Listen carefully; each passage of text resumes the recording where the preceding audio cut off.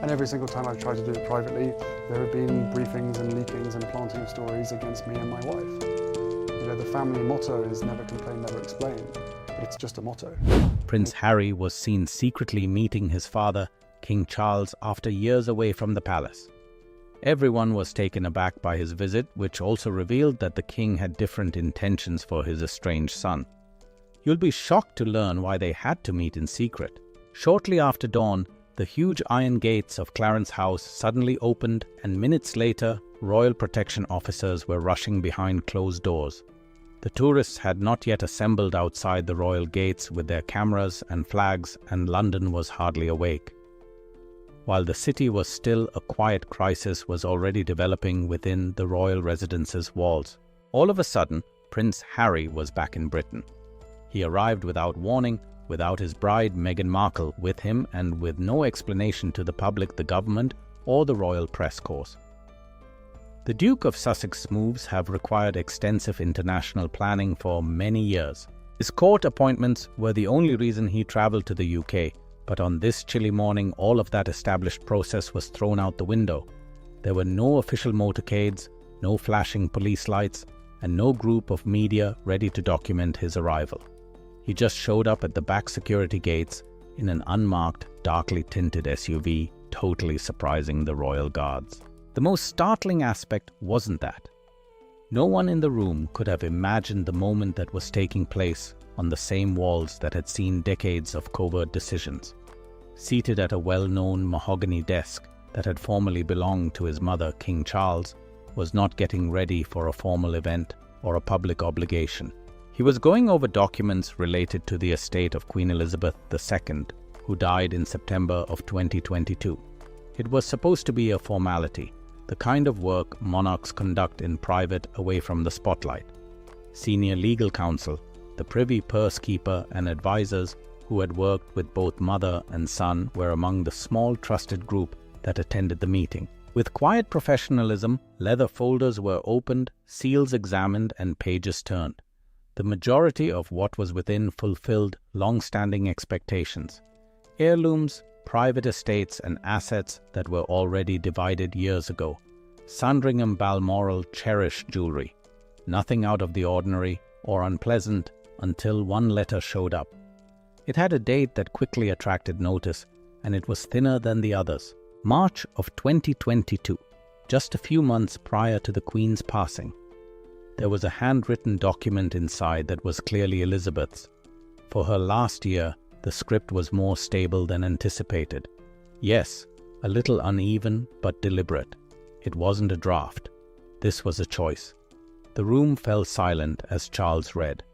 Slowly his expression, which was so frequently trained into serenity, changed. Property was not the only thing in front of him.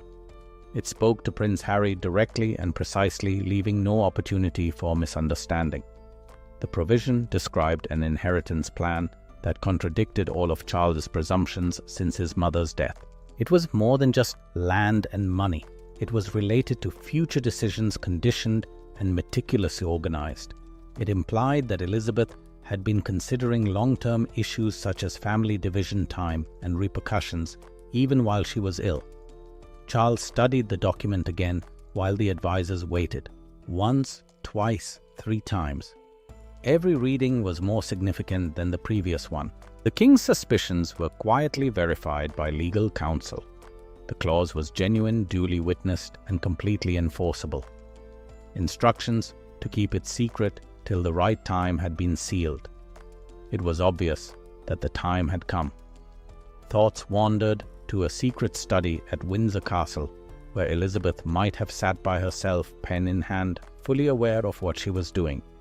She had reigned through family strife, political upheaval, and wars. She saw stillness as an instrument. This was not a mistake or an oversight. It was a tactic. The discovery's goal, not its legality, was what made it more significant. More than a crown, the Queen had left her oldest son.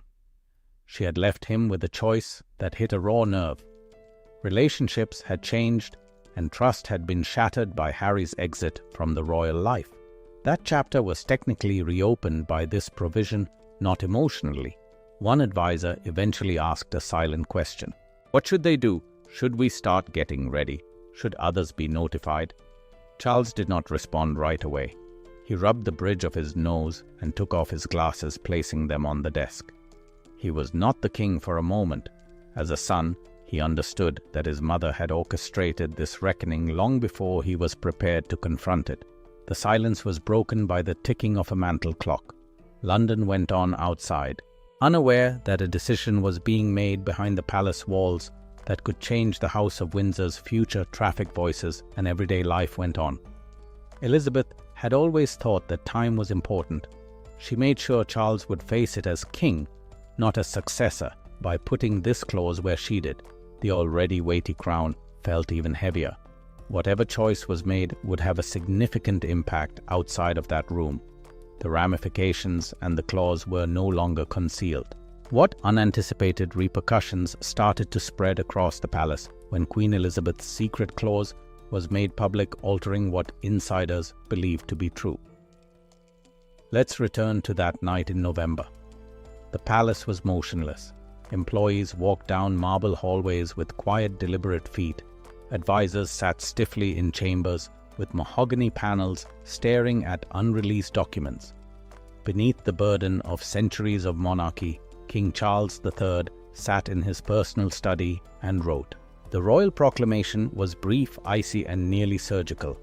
In just 25 words, Prince Harry was formally deprived of all the privileges, honors, and royal connections that were still associated with his name. Not much fanfare, no sentimental remarks, no warmth from a father, only royal parchment and ink, and the silent final end of an era. The palace fell silent. The world erupted after that. Headlines blazed on every screen in the world in a matter of minutes. Social media was overrun with hashtags. In every time zone, debates broke out in living rooms, newsrooms, and comment sections. Was this warranted? Was this an act of retaliation? Was this a king defending his throne, or a father publicly disciplining his child? People took sides right away, and with ferocity. However, amid the confusion of that first night, very few people asked this question. What would Harry do next? The question that would alter everything was the one that was silent and nearly undetectable amid the cacophony. The Sussex camp issued a 2-line statement via the Archwell Foundation in the hours following the King's pronouncement. It stated that the Duke and Duchess of Sussex were still dedicated to their charitable endeavours. That was all. No indignation, no charges, no press conference, just 12 cautious sentences and stillness. And the true tale was revealed by that calm, controlled, and incredibly repressed silence.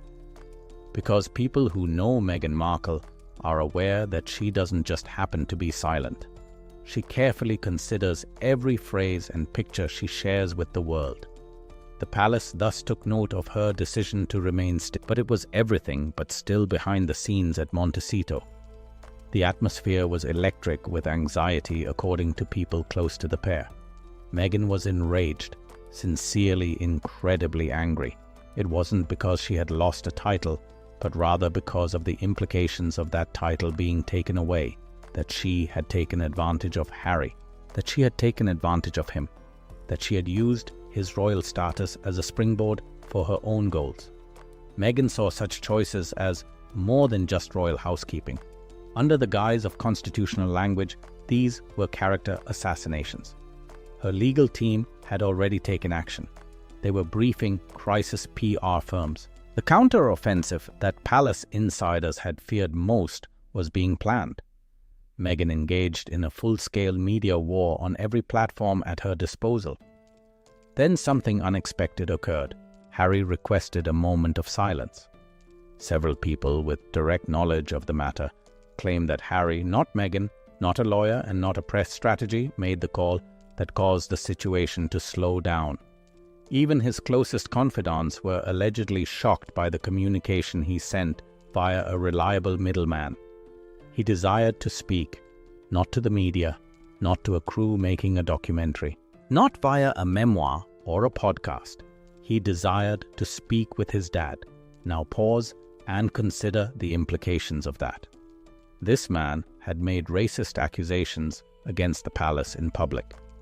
He wrote a candid memoir detailing physical altercations with his own sibling, who sat next to Meghan at a widely reported interview and suggested that his upbringing had failed him in the most basic ways. The palace viewed this man's appearance in Canada a few weeks prior as a near-constitutional provocation because he was still wearing the Royal Highness's attire.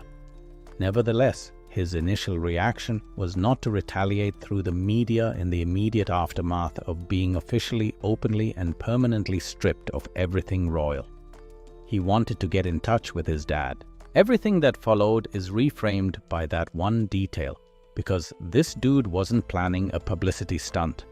This was a son who had lost everything and was on the brink of something he didn't completely comprehend until it was removed.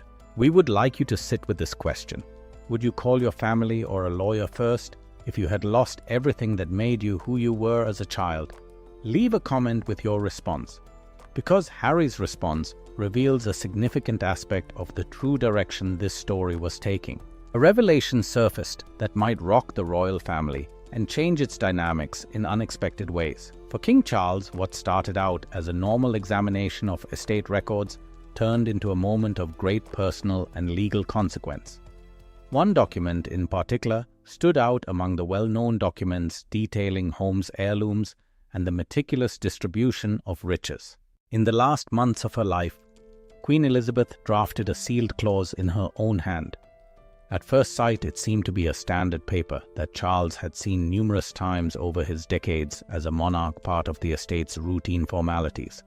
However, he saw that this was no typical note of instruction as soon as he cracked the seal and read the delicate, thoughtful script. These were the Queen's last words, carefully hidden and meant to be discovered only when they could make the most impression.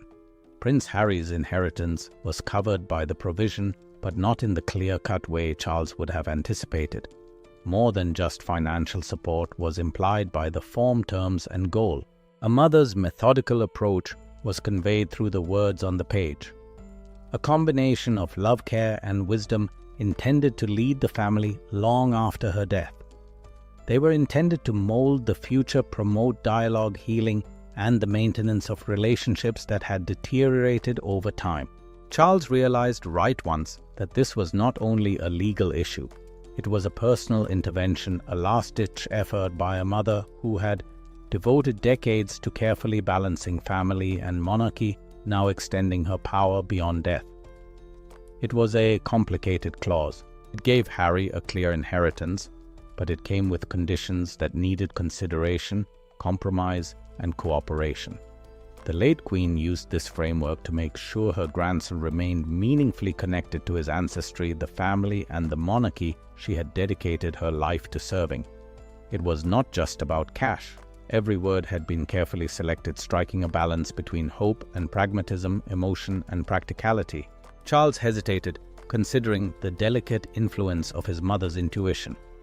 Elizabeth had always been aware of the complex relationships between responsibility, love, and consequences.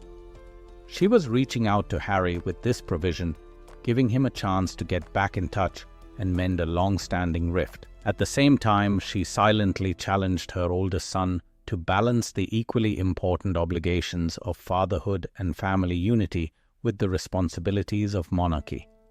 What transpired in that silent moment was a reckoning as well as a revelation. Finding the concealed clause served as a reminder that Queen Elizabeth had maintained her power even after her death. She had left behind a well-crafted path that had the power to transform relationships, confront long-standing grudges, and possibly mend broken friendships. When King Charles discovered a secret provision in his mother's will, what he discovered was startling. However, what precisely did the Queen leave behind? And why would she add such an unexpected clause? Let's now discover a grandmother's last present. Beneath the serene majesty of Queen Elizabeth II's last days was a choice that few people in the palace anticipated, one that was discreetly penned in her own hand and enshrined in her will. Even if it didn't have a dramatic tone, its significance went much beyond statistics and legalese. The late monarch had bequeathed Prince Harry a sizable inheritance, roughly £20 million from her private estate, but in a way that spoke more about belonging than wealth, according to the document that came to light after her death in September 2022. This was never intended to be a straightforward money transfer. Knowing that there were already rifts in her family and that the future of the monarchy was questionable, the Queen had carefully crafted the clause. Harry had to remain actively involved in the United Kingdom and the larger Commonwealth in order to be eligible for the entire inheritance. Her words mandated that he engage in philanthropic or community-focused activities on British soil or in Commonwealth countries for at least 90 days every year. It served as a reminder that distance need not equate to absence, rather than a call to resume royal duties. The balance she attempted to achieve was noteworthy. Although Elizabeth II recognized Harry's desire for independence, she also thought that her roots were important. She had worked for a worldwide family of nations for more than 70 years, and she did not want her own grandson to completely leave that common world. The condition was presented as a route that permitted independence while maintaining connections to location, history, and duty, rather than as a form of punishment. She was worried about more than just Harry. An additional section of the will allocated around £5 million for Archie and Lilibet's education and upbringing. In order to provide some continuity across generations, these funds were to be managed by trustees who were approved jointly by Harry and the current king. More significantly, the Queen made it apparent that she hoped her great-grandchildren would spend significant time in Britain as they got older. They should never feel alienated from their homeland and family, she added. A private letter, written in Elizabeth's distinctive voice and addressed to Charles, was attached to the legal documents. She did not downplay the suffering that had accumulated in the family, including the resentment, disappointment, and sense of loss. She did, however, remind her son of something more profound and straightforward. She still had Harry as a grandchild. His offspring remained her great-grandchildren, and she had to make one final effort to prevent them from being completely lost to the family before she passed away. There were no directives in the letter. Rather, it conveyed the silent hope of a dying mother. She mentioned burning bridges that may be repaired if both parties agreed to do so. She clarified that her contribution to that endeavor was the inheritance clause. It would be up to Charles and Harry to decide what to do with it, but she wanted them to have the resources, both financial and emotional, to give it a shot. The clause's airtightness was later validated by royal legal experts. The Queen had sought advice from reliable specialists to make sure that each statement accurately expressed her goals and was difficult to refute. This was neither a proposal that could be interpreted or symbolic language. It was forceful, considerate, and very intimate. The amount involved was substantial, yet well chosen. Elizabeth was aware that having too much money could lead to animosity or accusations of partiality. £20 million was plenty to offer opportunity and stability, but not enough to overshadow the provision's actual goal. Purchasing loyalty was never the goal here. It was about bonding, about ties to her family that she wouldn't allow break. Charles could just hear his mother's steady, pragmatic, yet quietly emotional voice as he read the document. She was aware that her time was limited. She had anticipated that he would be the one to mend the split with Harry. She so abandoned this last gesture, which was a combination of a burden, a tool, and a plea. Queen Elizabeth II continued to work to keep her family united even after she passed away. In an effort to keep her family together, what personal burdens did Queen Elizabeth bear the significance of a name? The tabloids hardly ever pause long enough to state this out. Prince Harry was more than just a title on a formal document. It was more than just the right to a specific type of addressed diplomatic priority or access to palace festivities. Harry's identity was that title. It was the prism through which the world viewed him from the moment of his birth. He wore the armor into every space. Even when everything around him fell apart, it was the unseen framework that kept his sense of self intact. Harry faced an issue that no amount of Montecito sunshine could resolve when King Charles signed it away and that scaffold was removed from under him. the horrifying uncertainty of his true identity. For years, palace insiders have been whispering this harsh reality. Outside of the throne, Harry had never really developed an identity. His royal background had always influenced his decorated, sincere, and profoundly important military service. The Invictus Games, arguably the most genuinely Harry creation he had ever made, had always been presented as a prince's idea. Even his public speech, mental health advocacy, and activism had the unseen weight of royal authority. What was left without the title, a man? Suddenly, horrifyingly visible, flawed, intensely human. In the weeks after the decree, friends who spoke to Harry recalled him as not being as angry as they had anticipated. He wasn't scheming. At the palace, he wasn't furious. He was quiet, thoughtful, and according to several accounts, profoundly shocked by one particular insight. His father was missed. Not the monarch, not the organization, his dad. The story becomes truly complex at this point in the narrative. And if you have followed the Sussex saga over the years, you are aware that the real truth is hidden in complexity. Every reliable source claims that Meghan Markle is a skilled tactician. Most professional communications gurus would be envious of her level of understanding of media story and public perception. She already knew where to go. Media revamp in 2026 with the goal of completely repositioning her outside of the royal framework to create a new strong personal brand that is independent of the Duchess title. It was clever, it was computed, and it might have been successful. However, it needed one thing: unanimous momentum. Harry and Meghan are both traveling at the same speed and in the same direction with the same message. And Harry wasn't sure he was ready to relocate at all for the first time in years. According to sources, the couple started having quiet arguments in the weeks after King Charles's order. Not severe fractures, not the kind of eruption that appears on the top pages of tabloids. Careful private discussions regarding the next course of action, and more importantly, about their true desires.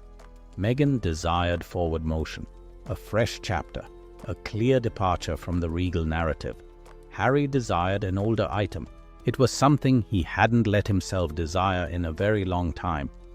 He desired to return home. The silent protection of the Queen. Queen Elizabeth II was rarely perceived as an emotionally driven queen. Beneath the serene routines of duty, however, was a grandmother who carried the pleasures and sorrows of her family in equal measure. She felt a special fondness for Prince Harry even before the public outcry. From his early years at Windsor throughout his adolescence, he infused lightness into tradition-heavy spaces. She was warmed by his humor, which brought back memories of a more liberated era before the crown prioritized restraint. January 2020 was particularly hard because of that intimacy. The abruptness of Harry and Meghan's announcement of their decision to resign from royal duties was more shocking than the decision itself. Instead of preparing, the palace had to respond. The Queen felt excluded from a discussion that she thought ought to have started with her. Those closest to her, however, saw that disappointment never eliminated worry. Her mind remained focused on Harry's future security and stability. Following the broadcast of the Oprah interview from California in March 2021, public unrest increased. The monarchy was rocked by allegations of bigotry, allegations of mistreatment, and heartbreaking stories of Meghan's mental health issues. It felt very personal to Elizabeth, who had represented the organization for many years. In a succinct and composed reply, she said, "Privately, but the situation weighed heavily. In addition to being a queen handling a crisis, she was also a grandma observing the weakening of family bonds. The fact that communication never completely stopped was something that hardly ever made news. Silent phone conversations persisted, sporadic but significant. She made it apparent that love was independent of consent by speaking less as a sovereign and more as family during those times. Although she disapproved of public confrontation and disliked the way disagreements developed, the bond itself did not break." The Queen became more introspective as her health deteriorated in late 2021. She had learned how to handle country's changes and worldwide change from years of service, but the conflict inside her own family felt unresolved. As 2022's Platinum Jubilee drew near, concerns regarding Harry's attendance and her impending death created a sense of urgency. She would act in the one area where she still had complete power over if reconciliation could not be reached through dialogue or ritual. Elizabeth created a specific clause in her will with the help of her reliable legal counsel who was knowledgeable about both family and the law. Its goals went beyond financial gain. Harry's financial security was important, but it wasn't the main factor in the choice. She wished for his offspring to have a strong bond with History Britain and their birth family. Above all, she crafted the provision such that Harry and Charles had to work together. It subtly demanded communication, compromise, and shared accountability. It was crucial to maintain secrecy. The Queen did not want this choice to interfere with the precarious beginnings of Charles's reign or dominate the days immediately following her death. She thought that by postponing its disclosure until after a thorough estate examination, sadness would lessen resistance and feelings would subside. She felt that timing could decide whether or not her last desire was honored. A personal letter that revealed a rare vulnerability was attached to the clause. Elizabeth expressed regret, acknowledging that she should have stepped in sooner. She described how she had trusted that time would cure wounds on its own, only to discover how deeply the cracks had deepened. By then, her ability to act publicly was restricted by protocol and illness. The letter was filled with introspection and resolve rather than blame. When viewed in this context, the concealed clause was a final statement of faith rather than a political ploy. Even after 70 years on the throne, the Queen continued to hold the opinion that family ties shouldn't be permitted to completely break down when put to the test. She refused to acknowledge that permanent separation was unavoidable even in the end. Depending on how committed they are to fulfilling their grandmother's expectations, their connection with Harry may develop or stay strained. Healing these generational divisions had long been part of the Queen's vision, but putting it into practice required the collaboration of several family members, not all of whom were inclined toward conciliation. In all likelihood, the result will be incomplete and flawed. Harry might fulfill the technical requirements while keeping the warmth at bay by accepting the inheritance while remaining emotionally detached. Relationships could become chilly, yet practical, friendly, but constrained. In this case, reconciliation would be a compromise between togetherness and alienation, real but unfinished. The stakes were really high. If a mistake is made, the inheritance might become still another battlefield, with Harry publicly bemoaning the circumstances and the media painting Charles as unduly controlling or the monarchy as manipulating. On the other hand, achievement might be the first significant step toward repairing broken relationships and fulfilling the Queen's last desire for unification.